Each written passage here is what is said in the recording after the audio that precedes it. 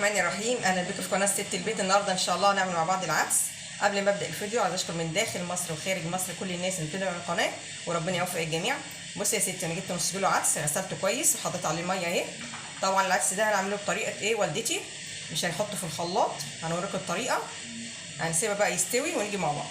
احنا بنقلي العدس، حطينا راس تومه صغيره مع قرن فلفل مع التوابل، ماشي، حسب التوابل زي ما انت عايز تحطيها، ماشي. وحاطين طبعا سمنه، وهنقلي بقى ايه التقليه بتاعتها.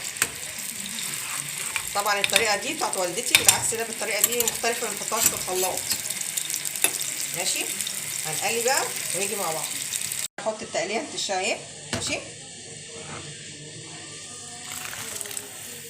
بصوا ما شاء الله منظرها عامل ازاي العدس، شايفين؟ لسه برضه هنكمل مع بعض، برضه لسه هنقلي تاني، نعمل بقى ايه القوطه هنسبكها برضه.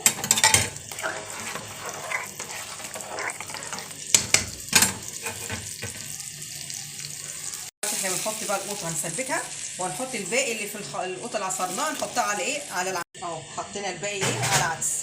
الطريقه دي يا جماعه بجد احلى عدس تاكلوه. طبعا احنا لسه هنعمل الشعريه. نحط بقى الشعريه، ماشي. هنقلبها بقى ونسيبها. حطينا الشعريه وقلبناها، بصوا منظرها عامل ازاي ما شاء الله، ماشي. والقطط طبعا التانية بتتسبك يا جماعه. العدس بقى ما شاء الله شايفين عامل ازاي، اللي هو اكبر، شايفين؟ هي والدتي ما بتحبش تحطه في الخلاط صراحه.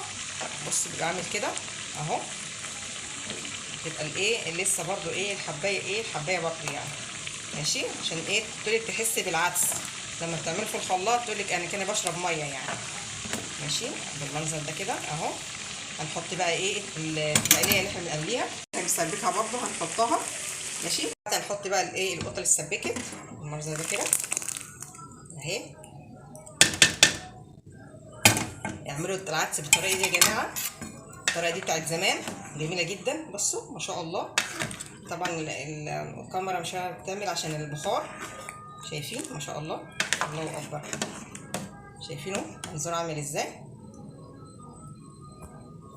اهو. الكاميرا مش جايبه حقه، شايفين ما شاء الله.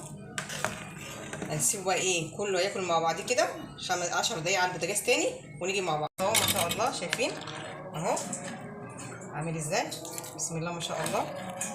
بعد ما حطينا الشعريه وحطينا كل حاجه اهو بالمنظر ده، بصوا اهو.